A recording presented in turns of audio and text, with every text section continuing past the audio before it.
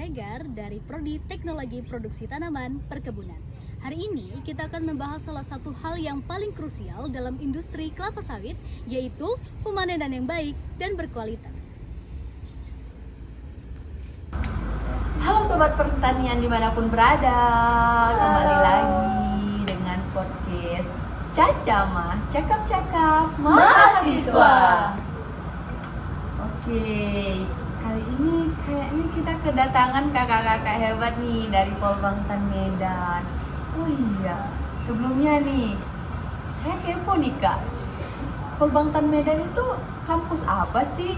Bisa nih dijelaskan dikit biar pada teman-teman di luar sana juga tahu. Coba kak, ada yang mau ngejelasin nggak apa itu kampus Polbangtan Medan? Oke, baik. Sobat Pertanian, jadi kampus Polbangtan Medan itu yaitu kampus di bawah Kementerian Pertanian. Nah, kuliah di sini itu 4 tahun dan gratis loh. Ada juga dia asramanya biayanya gratis dan makannya juga gratis. Wow, Ya kak. Jadi di sini nanti tamannya bisa jadi STRP. jadi beasiswanya full ya kak? Full dong kak. Keren banget. Pasti ini yang masuk Polbangtan ini sangat membantu orang tua banget kan? UKT-nya juga gratis kak? Nggak ada kak. Keren banget, nggak ada kak. Wah, keren. Saya juga pernah sih lewat di FYP saya kan. Nah, baju-baju di Polbangtan Medan tuh keren-keren juga katanya kan. Apalagi yang cowok fresh, yang cewek juga gitu kan. Jangan gitu. Keren. Oke, topik pembahasan kali ini cukup krusial lah kak. Nah, tapi pasti anak perkebunan semua kan? Iya, benar. Anak perkebunan pasti tahu ini. Nah, dia ini komoditi yang berperan besar bagi perekonomian di Indonesia. Tapi cukup krusial ini kak. Tahu lah ya kan apa ini komoditi terbesar di Indonesia? Sawit ya, Wih, mantep kali Udah ketebak kak. banget ya? Oh iya, Sawit. Benar. Iya kak, betul, sawit. Kelapa sawit ini kak di Indonesia kan merupakan komoditi terbesar, tapi cukup krusial karena pasti ada perbedaan pendapat, ada banyak pokoknya Problem bincang-bincang problem-problem gitu. Benar-benar. Nah, jadi saya ini mau nanya kak, kan kita punya pemerintah Kementerian Pertanian. Nah, pada Permentan nomor 131 tahun 2013 nih, dia merupakan pedoman budaya kelapa sawit di Indonesia dengan baik kan? Iya. Nah, untuk pertanyaannya nih, masih banyak nih pertanyaan-pertanyaan yang masih bingung. Kan karena banyak isu-isu di negara ini juga kan, apalagi katanya isu-isu dari negara luar yang ingin menjatuhkan sawit Indonesia. Benar. Nah, pertanyaan saya ini kak, dari mewakili teman-teman perkebunan lainnya untuk kakak-kakak Polbangtan Medan. Jadi, mengapa Kementerian Pertanian merasa perlu untuk menerbitkan peraturan menteri ini yang pada tahun 2013? Apa sih latar belakang utama yang mendasari keputusan ini? Bisa nih dijawab kakak-kakak sekalian biar teman-teman perkebunan di luar sana nggak pada bingung ya kan? Bisa kak, ayo. Oke, izin jawab ya kak. Nah, jadi untuk teman-teman sekalian, latar belakang adanya Permentan 131 tahun 2013 ini, karena kan seperti yang kita tahu kalau misalnya komoditi sawit itu kan merupakan komoditi yang paling besar dan juga yang paling berpengaruh terhadap negara Indonesia di sini gitu kan. Nah, jadi kalau misalnya sawit ini kita tidak kembangkan dengan baik, pasti kan ekonomi negara ini juga bakal terganggu. Nah, jadi tujuannya itu supaya ada daya saing gitu Pak di luar negara maupun dalam sini untuk meningkatkan ekonomi petani serta ekonomi di negara kita. Nah, jadi pemerintah kan tahu gitu kan kalau misalnya komoditi ini tuh harus benar-benar diperhatikan. Jadi diterbitkanlah gitu kan, diterbitkanlah Permentan nomor 131 tahun 2013 untuk menjadi pedoman bagaimana cara menanam sawit dan perawatan sawit supaya dapat menjadi menghasilkan sawit yang berkualitas dan juga memiliki daya saing seperti itu. Jadi otomatis kan nggak, kalau misalnya kita tahu kalau misalnya sawit itu berkualitas dan diakui bahwa ya tentu saja ekonomi kita itu kan makin bertambah gitu, Kak. Jadi seperti itu teman-teman. Nah, udah bisa dipahami kan penjelasan dari kakak apa nih? Kak April. Oh iya, lupa kita belum perkenalan loh guys. Iya. Aduh. Kok udah masuk pembahasan tapi belum kenal nih sama kakak-kakak keren ini. Oh iya, tadi kan pertanyaan pertama, kita skip dulu ya kan untuk pertanyaan kedua. Ayo kita perkenalan dulu sama kakak-kakak dari Polbangtan Medan ini. Boleh kak dari ujung, kakak yang senyumnya manis banget nih. Halo semuanya, perkenalkan nama saya April Ananda Siregar dari saya merupakan mahasiswa Polbangtan Medan. Panggil aja namanya April. Oh, Kak April. Saya dulu tuh Kak April. Oke. Senyum manisnya manis sekali kakak ini, guys. Kalau mau nanya, ada nggak cowoknya kak? Boleh. Tapi nanti.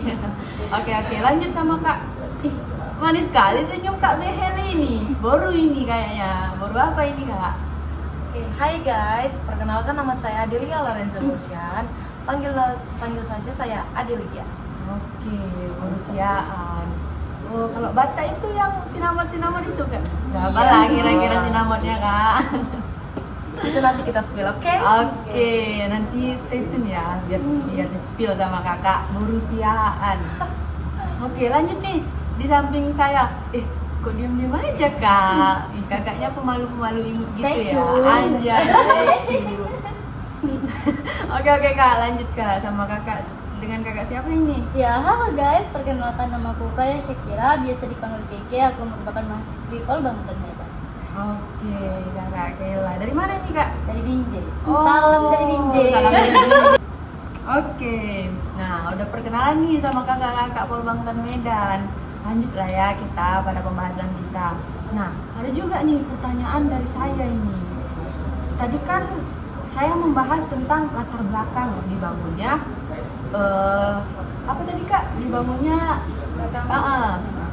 ya dibangunnya peraturan Permentan tahun 2013 ini. Nah, untuk pertanyaan kedua ini, apa saja dasar hukum utama yang menjadi landasan bagi penetapan peraturan Menteri Pertanian nomor 131 tahun 2013 ini? Boleh kak dijawab? Ini sama Kak Adel ya? Jawab. Ya. Oke, guys, jadi untuk pertanyaan ini tuh ada beberapa undang-undang yang terkait, yaitu peraturan ini memiliki landasan hukum yang kuat dari berbagai undang-undang dan peraturan pemerintah, dimulai dari Undang-Undang Nomor 12 Tahun 1992 tentang Sistem Budidaya Tanaman, lalu Undang-Undang Nomor 18 Tahun 2004 tentang Perkebunan, dan Undang-Undang Nomor 32 Tahun 2004 tentang Pemerintahan Daerah.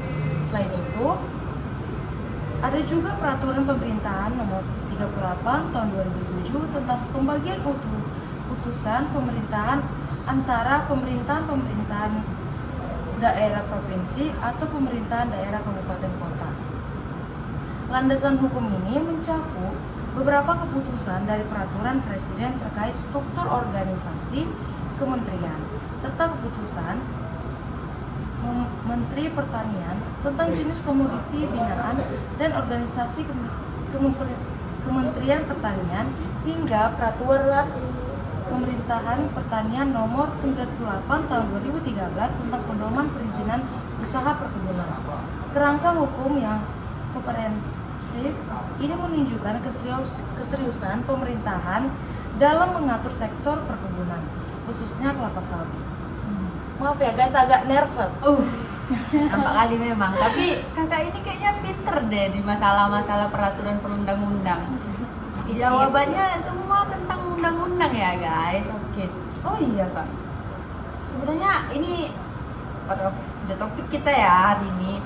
Di Polbangtan Medan ini dia sistem belajarnya gimana ya kak? Masih penasaran apa sering banyak lapangan, apa masih sering banyak teori? Ada, oh iya kan kalau di kampus lain kan ada KKN nih, iya kan? Nah kalau di Polbangtan Medan itu juga KKN apa gimana gitu? Boleh kak? Jadi kalau di Polbangtan itu dia nggak KKN ya Kak. Jadi kami itu MPKN. Nah, pada bulan Agustus ini, insya Allah bulan depan kami mau pergi nih. Aduh, pergi Jadi, kemana tuh? Ya, pergi ke PT. Jadi di PT itu kami belajar lapangan, itu namanya MPKN. Jadi di MPKN itu kami diajarkan untuk training jadi asisten. Karena kami ini calon-calon asisten. Keren. Asisten apa itu kak? di PT Asisten. Sawi. Iya. Doain ya kak, semoga Wih, kamu bisa jadi semoga lah, amin lah, amin asisten lah. ya. Asisten kebun. Iya. Jadi Kalau- istrinya aja. Ah, kalau jadi istrinya istri manajer lah kan. Iya. Oke oke. Dan Jadi maaf ya kak, dan Iya. satu lagi ya guys. Jadi di Politeknik Pembangunan Pertanian Medan ini, itu kami lebih ke praktek, bukan ke teori. Jadi di situ kami belajar teori, beberapa minggu kemudian kami akan belajar langsung di prakteknya. Seperti itu kak. oke oke Kak. Oh iya Kak, di sini kan sistem asrama ya Kak. Iya. Jadi boleh nggak sih di spill sedikit tentang kehidupan kakak-kakak di asrama nih? Mulai dari bangun pagi sampai tidur mungkin bisa itu. Boleh nggak sih guys kan kakak-kakak ini spill kehidupan mereka di asrama, mulai dari bangun pagi sampai tidur lagi. Boleh nih, kan kehidupan asrama yang orang tahu kan biasanya anak pondok nih. Nah kalau kakak-kakak ini kan anak apa ini, Polbangtan Medan kan, jadi lebih ke kehidupan kampus tapi di asrama. Gimana itu Kak? Nah ini Kak Ada ya kak, izin menjawab ya ini. Jadi guys, di Politeknik Pembangunan Pertanian Medan ini kan asrama. Jadi mulai dari pagi hingga malam itu kami udah teratur. Jadi di pagi hari itu kak, tapi ini kan kami udah semester 5 nih, mau naik semester 5 kan guys. Jadi setiap tingkatan itu dia ada prosesnya guys. Jadi waktu kami tingkat 1 tuh kak, kami tuh ada senam pagi. Jadi senam pagi itu dilakukan setengah 6. Makan paginya jam 6. Apel pagi jam 7, terus lanjutkan perkuliahan. Di jam 12 siang kami makan siang, lanjut perkuliahan lagi. Di sore hari kami makan sore, melakukan kurve, terus tidur kak. Itu waktu kami di tingkat 1. Tingkat 1 itu semester 1 dan semester 2 ya guys. Jadi untuk semester 3 dan 4 kan udah senior nih. Oh, jadi ada senior Iya agak naik gitu. Jadi senam pagi kami udah nggak ada lagi guys. Jadi kegiatan kami tuh pagi ya, makan pagi jam 6, terus apel pagi, kuliah, makan siang, kuliah, lalu kurve, seperti itu kak kehidupannya. Oke, jadi ada apel gitu ya kan? Iya dong kak. Betul-betul kayak di bara ini. Untuk teman-teman juga yang nggak tahu arti kurve itu artinya bersih-bersih ya teman-teman. Iya. Iya, Iya, itu. banyak yang mungkin agak sedikit kurang tahu gitu Oh. bahasanya. Wih, keren, teratur banget ya hidup-hidup kakak-kakak ini, keren sih disiplinnya. Selain itu kak, kami di sini juga ada namanya baju dinas gitu kak. Jadi kan, Oh. nah kalau kuliah kan itu kita biasanya itu di sekolah negeri atau swasta kan pakai baju biasa gitu kan. Iya, Outfit iya. ya kan, baju biasa. Iya, Nah, OTD hari ini ngampus gimana gitu kan? Kalau di sini gimana OTD? kalau di sini tuh kak kita ada peraturan itu untuk memakai baju dinas. Nah, jadi satu hari selama kita kuliah itu berbeda-beda kak setiap hari bajunya. Nah, ada namanya baju PDH, PDL, PDG. Nah, seperti itu.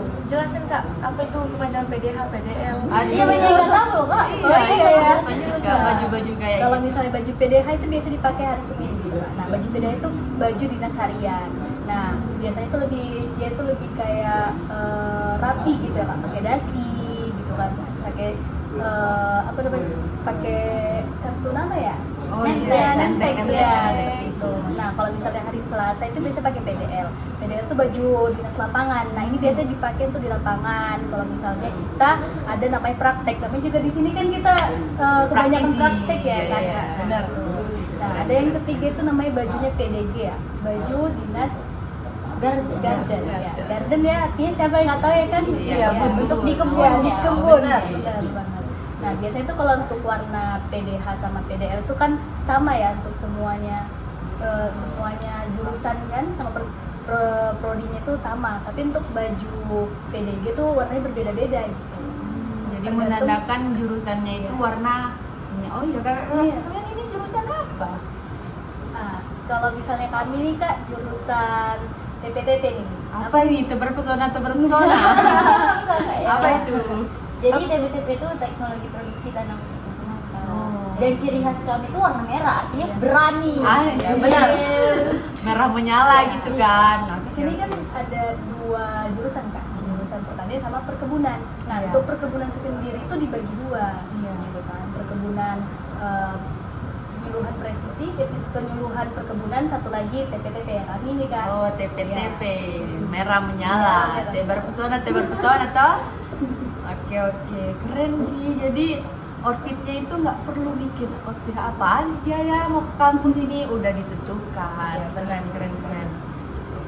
Oke, nah untuk lanjut ya kita ke pertanyaan selanjutnya nih, masuk lagi ke pembahasan kita awal. Nah, di pertanyaan ketiga ini, secara spesifik, apa yang ditetapkan oleh Peraturan Menteri Pertanian Nomor 131 Tahun 2013 ini, dan untuk apa pedoman tersebut digunakan? Boleh nih, kalau kali ini boleh request nggak sih Kakak Kaila aja yang jawab? Oh, boleh. Boleh nih Kak. Ini Kakak setuju ini dari tadi, tapi senyumnya manis sekali. Ayo Kak, boleh Kak dijawab? Jadi Kak, sudah tertera ya Kak di dalam Iya. Permenkes itu bahwa tujuan dari Permenkes ini dibuat itu adalah pedoman untuk kita menanam sawit, seperti yang dijelaskan Kakak April tadi ya teman-teman, bahwa dari mulai Permenkes itu dari mulai kita menanam sampai kita memanen itu ada tata caranya Kak, dan di situ sudah dijelaskan, itu sudah tertata rapi Kak. Jadi mulai dari kita pembuatan lubang itu sudah tertera di situ, pembuatan jarak tanam Kak, terus mulai dari sistem panen, rotasi, semua angka kerapatan panen itu semua sudah ada di situ Kak. Dan juga Kak sudah ada namanya kriteria panen. Jadi sudah dijelaskan dalam Permenkes itu ada kriteria panen Kak, seperti kematangan buah gitu, Kak. Terus bisa dilihat dari rotasi panennya, terus dari angka kerapatan panen. Jadi Permenkes sendiri ini bertujuan untuk sebagai pedoman untuk orang-orang yang menanam sawit ini agar terstruktur gitu Pak. Seperti yang dijelaskan Kak April tadi, supaya optimal. Penjelasannya keren kali ya Kak. Oh iya Kak, kalau kakak-kakak ini kayaknya udah tahu banget ya tentang sawit ini. Pernah itu belajar gitu study tour ke PT-nya sekarang Kak, kan katanya nanti belum ada PKL kan bulan Agustus ini. Kalau sebelumnya udah pernah gitu ke PT gitu? Kalau untuk mungkin field trip ya Kak ya. Oh, field trip ya, bukan study tour. Bukan study tour ya, beda ya mungkin. Mungkin ke SMA kali ya. Oh, study tour. iya. Aduh, malu banget nih. Oh, field trip ya namanya. Gimana sih Jadi, field tripnya? Iya Kak, jadi ya Kak ya, kalau misalnya di sini itu kan ada namanya field trip ya Kak. Di sini tuh field trip itu kita bukan cuma sekedar pergi ke tempat gitu untuk menikmati pemandangan tuh enggak gitu kan. Jadi di sana kita belajar juga Kak. Nah kalau misalnya kami kan jurusan kami kan sawit kan. Iya. Jadi kami tuh kemarin ke PT Lonsum. PT Iya Lonsum. Lonsum. Pernah dengar sih katanya sejarah itu pertama PT Belanda ya dulu Iya, yang pertama. dibangun oleh kolonial Belanda itu diambil oleh pemerintahan Indonesia. Lonsum. Apa sih singkatannya Kak? Kondel dan Semarang. Oh, mantel. Oke. Iya. Yang itu nggak sih Kak, yang bangunannya itu bangunan tua tapi estetik banget nggak sih? Iya. Wih, Bangunan lama. gua ada ke situ. Keren kali memang Kak. Kirain itu memang kota tua kayak di Jakarta ya Kak. Rupanya itu PT ya Kak. Iya, benar Kak. Jadi field tripnya itu udah ke PT gitu ya Kak. Udah lihat apa aja di sana Kak? Yang pernah kami lihat sih, kami diajari untuk pembuatan anggaran Kak. Jadi kan di dalam perkebunan sawit itu ada menyusun anggaran gitu. Jadi untuk menanam sawit aja udah jelas-jelas terstruktur. Makanya tadi kalau di Bapak itu semua terstruktur Kak. Jadi kami diajari banyak Kak. Terus dari jam-jam kosong aja itu ternyata Kak, itu faktanya itu bisa dibikin pupuk Kak. Dan kami nggak tahu itu Kak sebelum masuk sini tuh kami kayak kok apa sih itu sampah gitu. Berarti di sana itu manajemen panennya itu betul-betul tersusun Iya. dengan rapi ya Kak. Keren ya. Oke. Pertanyaan selanjutnya ya Kak. Kayaknya ini pertanyaan terakhir deh. Tapi sebelum lanjut ke pertanyaan terakhir nih, kalau mau nanya juga sih, boleh nggak sih? Ih, kakak ini kebanyakan nanya nih bilangnya. Oke. Kayaknya lanjut ke pertanyaan ini apa kita ngomong-ngomong dulu ini? Ngomong dulu nggak sih? Kayaknya mereka juga penasaran nggak sih Kak tentang peluang tanaman? Oh iya. Mungkin boleh tentang nih. sawit-sawit juga bisa Kak. Oh iya. Ini kan udah mau akhir semester nih. Di sini kalau mau daftar itu gimana sih Kak? Boleh nih Kak dijelaskan. jalur-jalur daftarnya itu gimana, apa ada itu beasiswa kerjasama gitu Kak? Boleh nih Kak jawab. Jadi di sini juga ada dibagi dua gitu Kak. Dia pertama dari Kementerian Pertanian, terus seperti kami ini BPDPKS Kak. Kami ini ada BPDPKS. Apa sih BPDPKS itu? Jadi BPDPKS itu Badan Pengelola Dana Perkebunan Kelapa Sawit Kak. Jadi kami ini dua kelas kami Kak di sini Kak. Jadi kami lah anak-anak beasiswanya, anak didiknya gitu loh Kak. Tapi yang dari Kementerian Pertanian ini banyak Kak jalurnya. Ada jalur umum, jalur anak petani, jalur tertinggal, terus jalur pos KM Kak. Itu pos KM itu jalur anak prestasi Kak. Dia tuh sebelum masuk sini tuh dia harus buat proposal gitu Kak. Kayak misalnya proposal untuk pembuatan pupuk. Nanti pupuknya itu gimana, dia apa yang dibuat dari situ gitu Kak. Jadi menurut saya sih semua anak-anak yang dari sini tuh berprestasi semua Kak. Oke, keren. Kalau di BPDPKS ini Kak sama beasiswanya gitu, sama full gitu Kak. Boleh Kak Adel dijawab Kak? Jadi Kak, di sini tuh beasiswa dari Kementerian sama dari PKS itu sama. Cuman dari PKS itu kami mendapatkan lagi uang saku sama uang buku seperti itu Kak. Keren. Ih, sangat membantu orang tua sekali. Iya, Jadi untungnya di situ. udah dapat makan, Iya. dapat uang saku lagi. Benar. Nah, tapi semua rata, beasiswa semua. Iya, Keren sih benar. Polbangtan Medan ini Kak. Jadi pengen masukin keluarga juga ke sini. Ini keren Cuma banget jalurnya sih. dia yang beda Kak. Cuma Iya, untuk kalau iya. misalnya peraturan gitu kan Kak. Di sini juga dirata sama ratakan gitu Kak. Kalau misalnya ada yang melanggar peraturan ya sama-sama Iya, kita iya. beri sanksi gitu Kak. Betul, nggak boleh membedakan Iya, ya kan. nggak ada perbedaan juga Kak di antara kalian. Karena kan juga kalian pakai baju Yang sama. sama. Ini albatnya kan sama. Iya dong, haruslah.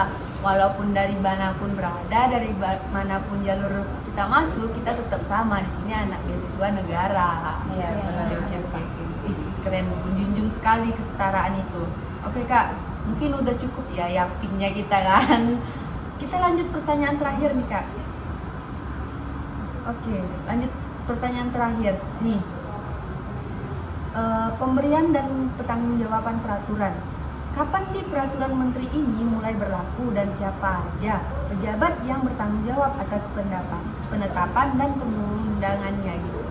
Boleh Kak, siapa ini yang mau jawab ini pertanyaan terakhir aja nih Kak? Oh Kak April. Oke. Oke teman-teman, untuk pertanyaannya Kak Najwa tadi ya, kapan diberlakukannya ya Kak? Nah, kapan diberlakukannya peraturan ini tuh sudah tertera jelas ya, tahun 2013, tepatnya itu 31 Desember 2013 di Jakarta. Nah jadi ini itu ditetapkan itu oleh Menteri Pertanian Republik Indonesia ya pada saat itu tuh Bapak Suswono ya. Nah jadi dalam peraturan undangannya itu tuh para menteri ini diperintahkan dengan penempatannya dalam Berita Negara Republik Indonesia biar semua orang tahu tuh, kayak misalnya Permentan ini sudah diterbitkan, jadi semua orang bisa tahu. Oke, keren. Dari semua pertanyaan yang saya kasih ini semua terjawab dengan keren nih, dengan jelas dan cepat paham buat kita ya. Oke, terima kasih ya untuk kakak-kakak sekalian. Oke, sebelumnya ini, jangan tutup dulu kan. Oh ada lagi Kak? Ada lagi Kak? Jelas lah. Kira udah selesai kan? Pertanyaan terakhir. Kak, tadi kan kita kakak nanya nih tentang Iya, Polbangtan iya. nih kan. Mantap Kakak, mau masuk juga nih di Polbangtan nih. Tertarik banget sih kayaknya. Soalnya banyak kali benefitnya dengar ini. Iya. Tadi kan kita bahas tentang asrama, tentang makan ya kan Kak, tentang uang saku ini segala macam. Tapi ada yang kita lupain. Mungkin teman-teman kayak bilang, asrama gitu, susah keluar. Tenang ya teman-teman. Pasti di Polbangtan juga ada kok yang namanya itu apa sih guys? Pesiar. Iya, ada pesiar dan IB. IB itu pesiar, kayak IB akpol gitu. iya benar. Bisa dibilang gitu sih Kak. Iya. Jadi untuk teman-teman yang lagi kayak stres gitu atau suntuk kan teman-teman pas lagi di asrama, bisa nih kita ajukan surat pesiar atau IB gitu ke pelatih atau ke kepala asrama gitu teman-teman. Seperti itu kan aja. Keren sih. Tapi kakak-kakak sekalian nggak pernah itu pulang kayak gitu? Oh iya, sistem liburnya gimana kak? Apa sama libur di Polbangten ini sama kampus lain gitu gimana kak? Kalau misalnya untuk libur pasti berbeda ya kak ya. Karena kan kami di bawah naungan kementerian kan kak. Nah jadi kalau misalnya kampus lain ya, kalau kampus lain tuh pasti ada namanya libur semester. Nah kalau di sini tuh nggak ada kak namanya libur semester. Di sini tuh cuma ada libur tahun baru dan juga libur hari raya. Jadi kalau misalnya untuk teman-teman yang bertanya gitu kan kak, jadi kalau libur semesternya ngapain tuh? Apakah libur atau tetap kuliah gitu kan kak? Nah kalau di sini tuh ada liburnya, cuman kita masih kegiatannya tuh produktif seperti buffet, terus ke lapangan. Nah jadi kita tuh libur di sini tuh nggak cuman diem di asrama tuh enggak. Bahkan selama 3 bulan itu kita pasti ada aja kerjanya, apalagi tingkat 1 ya kan kak? Oke. Jadi tingkat 1 ini yang paling aktif gitu ya kak? Oke. Semua aktif tapi. Tapi semua ikut aktif. Oke. Oh iya kak. Kakak sekalian kan jurusan khususnya sawit ya kak? Iya. Jadi di Polbangten ini ada nggak sih kalau kalian mau belajar gitu langsung ke sawit? Apa kita harus ke PT dulu? Gimana ini kak? Nah, jadi kak di belakang itu kebetulan ternyata Polbangten ini kak luas banget kak. Dan kami tuh capek kalau kak udah ke lahan, ke belakang, terus mengisi sawit. Jadi kami punya lahan sendiri kak. Jadi itu sekitar ada 1 hektar lebih ya teman. Iya Ya, benar. jadi itu kami ngurus-ngurus ya kak dari mulai penyemprotan, pemupukan, kami itu sudah terlibat kak. Jadi kami sini diajari semua itu dari awal. Jadi Polbangten Medan ini selain punya kampus, punya asrama, punya sawit juga. Barangkali Lebar. ya kak, luas sekali lah ini Polbangten Medan ini. Kalau keliling capek nggak sih kak? Wih, jangan ditanya deh kalau itu kak.